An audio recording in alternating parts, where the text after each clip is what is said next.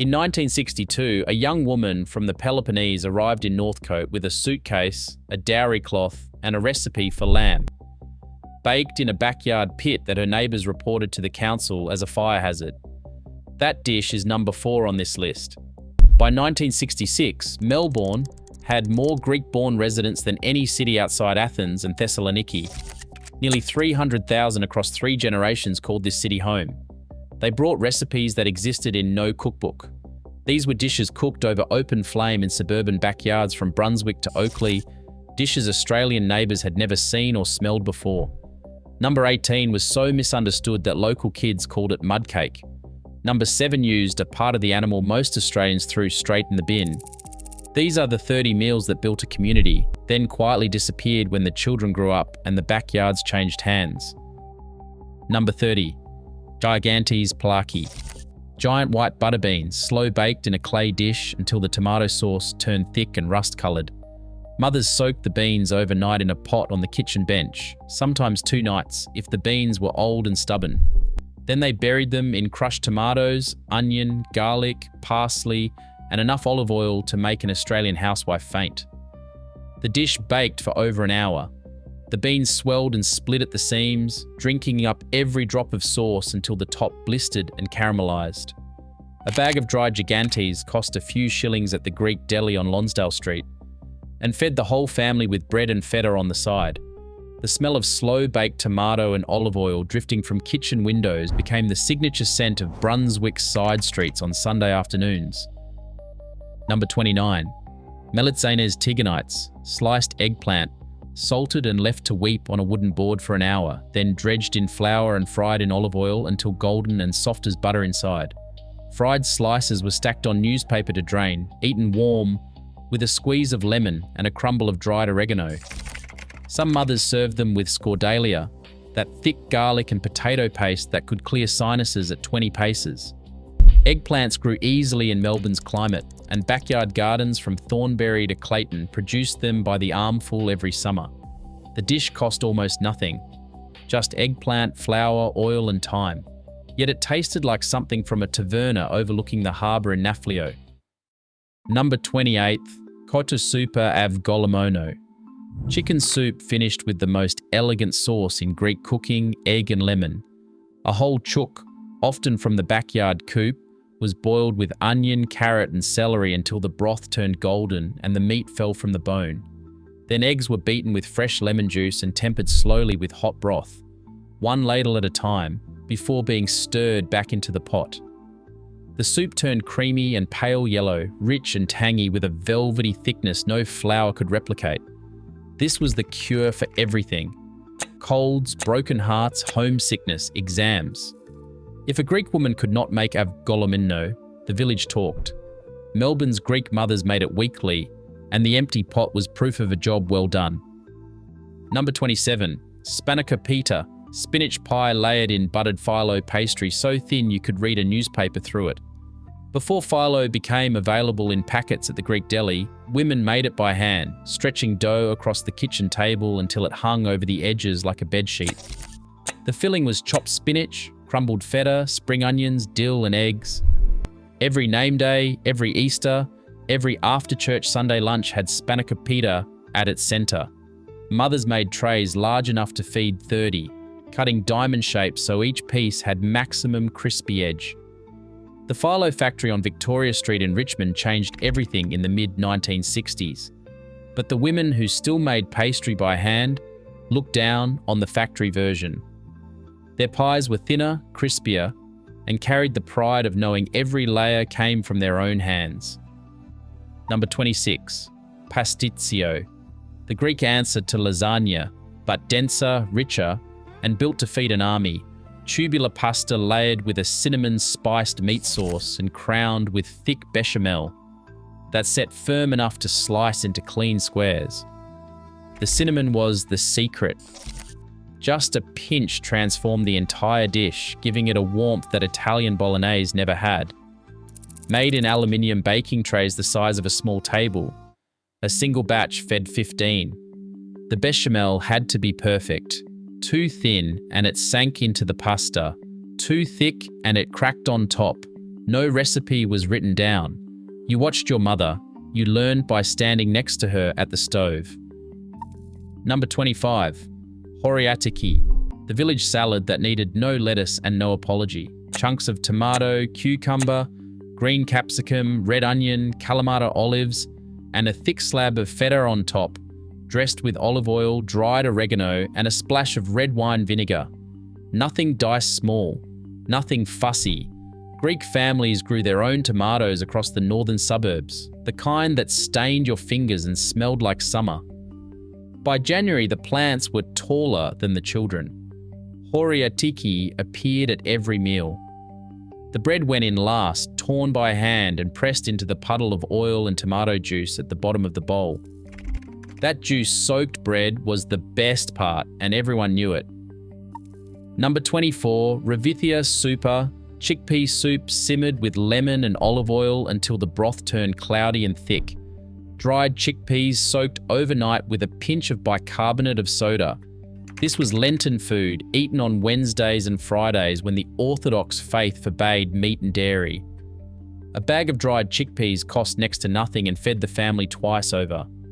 Some mothers blended half the pot and stirred it back in for body. Others left it chunky. Both camps defended their version with the ferocity of a theological dispute.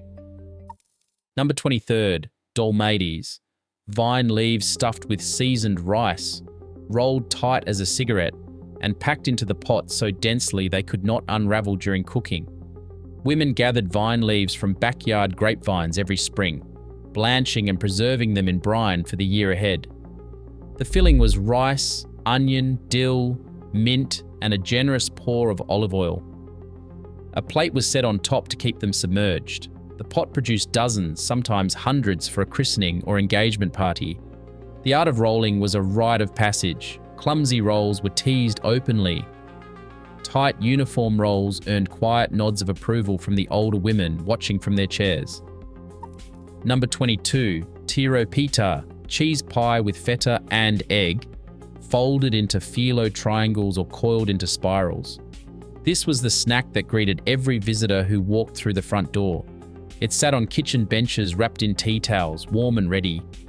One piece was never enough. The feta had to be sharp, crumbled not sliced, mixed with enough egg to bind without going rubbery. To arrive at a Greek home and not be offered food was unthinkable. Tiro pita ensured no guest ever left hungry. Number 21, fasolakia, green beans braised in tomato sauce until they collapsed into something silky and sweet, cooked with onion, garlic, potato chunks, and tinned tomatoes in enough olive oil to cover the bottom of the pot. Simmered for over an hour, far longer than any Australian would cook a vegetable. The beans lost their crunch entirely, saturated with tomato and oil. Children who grew up eating it did not realise until adulthood that most Australians boiled their beans for 3 minutes and served them bright green and squeaking. Number 20, moussaka, layers of fried eggplant, spiced lamb mince and thick bechamel, baked until the top turned golden brown. The lamb sauce carried cinnamon and a bay leaf. The eggplant was salted, drained and fried in batches. A proper moussaka took half a day to build. It was not weeknight food.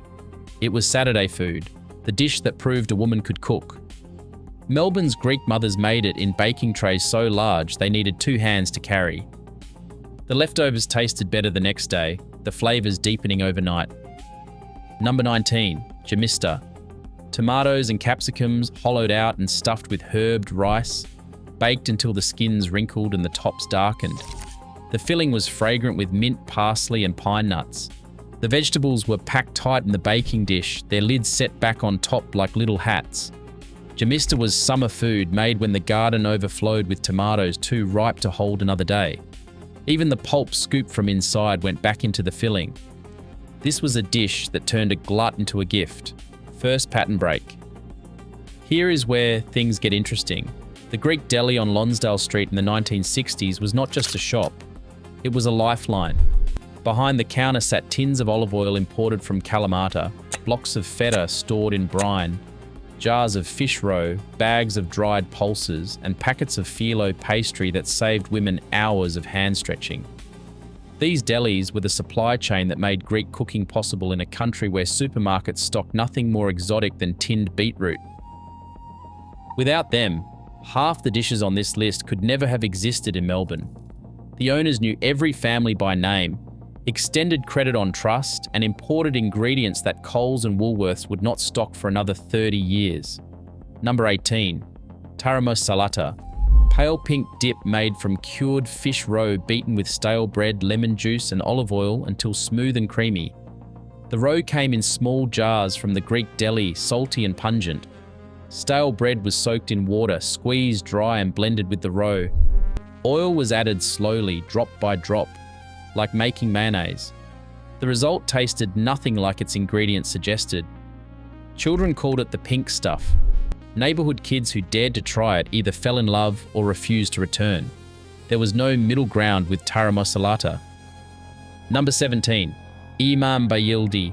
Whole eggplant split open and stuffed with slow-cooked onions, tomatoes and garlic, baked in olive oil until the flesh turned to silk.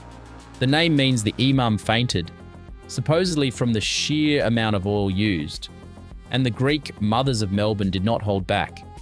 Served at room temperature, the dish seemed too simple to be extraordinary, but the balance of sweet onion, rich oil, and soft eggplant was impossible to improve upon. The women who made it best were the ones who never rushed. Number 16. Kurabiyedes. Butter biscuits rolled in icing sugar so thick they looked like snowballs. Made with blanched almonds, butter, and a splash of brandy or ouzo, these crumbled the moment they touched your lips. Every Christmas and name day celebration produced trays stacked high, the whole kitchen dusted white. Children left sugar fingerprints on every surface.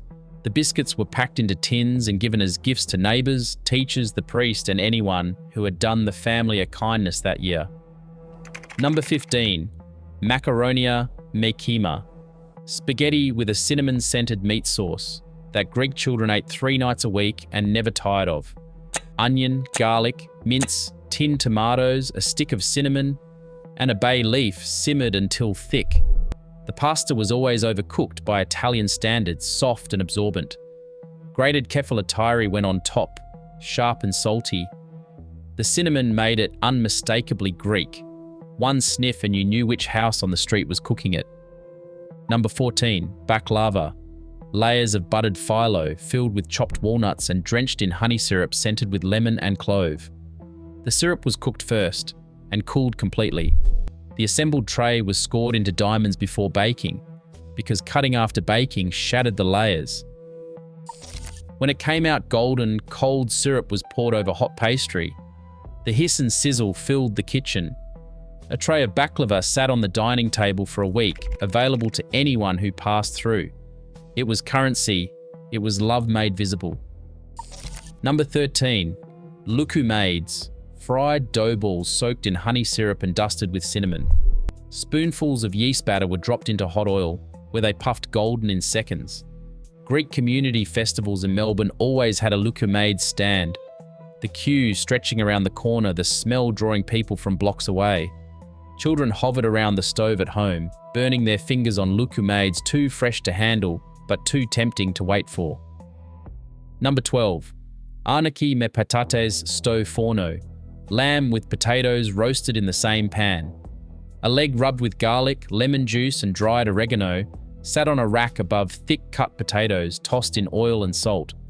As the lamb roasted, its fat rendered and basted the potatoes, turning them crisp on the outside and creamy within. This was Sunday lunch in every Greek household in Melbourne. The whole house smelled of roasting garlic from mid-morning. Australian lamb was cheap and plentiful. Greek mothers recognised its quality immediately and made it the centre of their cooking. They roasted it the way their mothers had roasted goat in villages with no electricity. Number 11. Koloki tho kefdidis. Zucchini fritters made from grated courgettes mixed with feta, herbs and egg, shaped into patties and fried golden. The zucchini had to be grated and squeezed bone dry in a tea towel first, otherwise the fritters fell apart in the pan. When they worked, they were extraordinary. Crisp, herby, salty from the feta. When they failed, they became a scrambled mess, quietly scraped out and never mentioned again. Every Greek backyard grew zucchini, and by February the plants produced so many that mothers gave them away by the bagful and still had enough to fry every night. Second pattern break. Here is something nobody talks about. Greek immigrant women in the 1960s in Melbourne were not just home cooks. They were running the kitchen economy of entire neighbourhoods. They grew vegetables in every inch of available soil. They preserved tomatoes in August, made passata by the crate, and pickled everything from cauliflower to wild greens foraged from vacant lots in Coburg and Reservoir. They traded food with Italian neighbours, learning to make shugo and teaching them how to roll phyllo. The backyard was not a garden. It was a farm, a factory, and a community centre. The food that came out of those backyards fed families on factory wages and sent children to university. That story never made the newspapers, but it made Melbourne. Number 10. Souvlaki, pork or lamb cubes threaded onto skewers and grilled over charcoal in the backyard. The meat was marinated overnight in olive oil, lemon juice, oregano, and garlic. The charcoal was lit in a makeshift grill, sometimes an old oil drum cut in half, sometimes a rotisserie built by hand from scrap metal. The smoke rose above the fibro fences of Brunswick and Northcote every Saturday afternoon. Eaten straight from the skewer, wrapped in warm pita with tomato, onion, and tzatziki. This was the dish that eventually crossed into mainstream Australian culture. But the backyard version, cooked over open flame by a father in a singlet, carried a flavour no shop could replicate. Number 9. Galactoboreko, a custard pie enclosed in crisp phyllo and drenched in lemon syrup. The custard was semolina cooked in milk with sugar, eggs, and vanilla, stirred constantly. It was poured between layers of buttered phyllo and baked until bronze. Hot syrup was poured over it the moment it emerged, and the layers drank it in. This was the dessert that ended every celebration: Easter, Christmas, baptisms, and engagements. A tray cost less than $2 in ingredients and fed 20 people. Briam. Sliced potatoes, zucchini, eggplant, tomatoes, onions, and capsicum were layered in a baking dish, drenched in olive oil and herbs, then baked until everything softened and the edges charred. No meat, no cheese, just vegetables, oil, and thyme. The olive oil was poured with a generosity that would horrify a dietitian, and yet it was entirely normal in a Greek kitchen. Briam was proof that vegetables alone could be a meal worth sitting down for. Kokoretsi, offal threaded onto a spit and wrapped in intestines, roasted over charcoal until crisp outside and tender within. This was Easter food. Lamb liver, heart, kidneys, sweetbreads, and lungs were seasoned with oregano, salt, and pepper, threaded onto a long skewer and bound tightly with cleaned intestines. The spit turned slowly over coals in the backyard, the dripping fat hissing and flaring. Australian neighbours watched from behind their fences, fascinated and horrified in equal measure. When the kokoretsi was done, the outer casing was shattering crisp and the inside meltingly soft. Sliced thick and eaten with bread and lemon, it was the taste of Easter morning. This dish could never exist in a restaurant or a supermarket. It belonged to the backyard, the family, the open flame. Number 6. Stifado. Beef or rabbit braised with whole baby onions in red wine, tomato, vinegar, and warm spices until the meat dissolved and the onions turned sweet as jam. The cinnamon stick and cloves gave the stew a depth that ordinary casseroles could never reach. Some families used rabbit bought from the Queen Victoria market. Stifado simmered for a minimum of 3 hours. Served with orzo pasta or crusty bread, it fed the family for 2 days. Stifado was winter food, made when the Melbourne cold crept into fibro walls and the kitchen became the warmest room in the house. Number 5. Keftides. Fried meatballs made from mince, soaked bread, onion, garlic, mint, and oregano. The soaked bread kept them moist and light. The same panade technique that cooks across the Mediterranean had used for centuries, rolled by hand and fried in olive oil until a dark crust formed on every side. Eaten hot with a squeeze of lemon or cold the next day in a sandwich. Every mother's recipe was slightly different. The arguments over whose were best could last decades. A plate of keftides appeared at every gathering, always the first thing finished, always the dish people asked about when they got home. Kaleftiko. Lamb sealed in a parcel and cooked underground or in a wood-fired oven until it fell apart at the touch of a fork. The name means stolen meat, from the mountain rebels who cooked in sealed pits to hide the smoke from Ottoman soldiers. In Melbourne backyards, Greek fathers dug pits, lined them with coals, wrapped seasoned lamb shoulders in greaseproof paper and foil, and buried them under earth and corrugated iron. Hours later, the lamb inside was impossibly tender, perfumed with garlic, lemon, and oregano, the juices pooled in the paper like a golden sauce. Council complaints about backyard fires were a recurring feature of Greek Easter in the northern suburbs. Families kept cooking. The taste of kleftiko could not be replicated in a kitchen oven. It needed earth, time, and fire. Number 3. Why a Yaya's psomi? Grandmother's bread baked in a wood-fired oven built from bricks and scrap metal in the backyard. The dough was flour, water, yeast, salt, and a thread of olive oil. It was kneaded on the kitchen table, left to rise under a blanket, then shaped into round loaves. The backyard oven was a communal affair. One family built it, and the whole street used it. Women brought their bread dough, their trays of pasticcio, and their dishes of gemista, all baked in sequence while the oven was hot.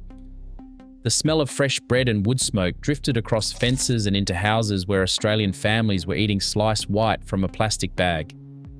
That bread, torn warm from the loaf and dipped in olive oil, was the bridge between the village and the suburb, the old life and the new. Number 2. Arni sti suvla.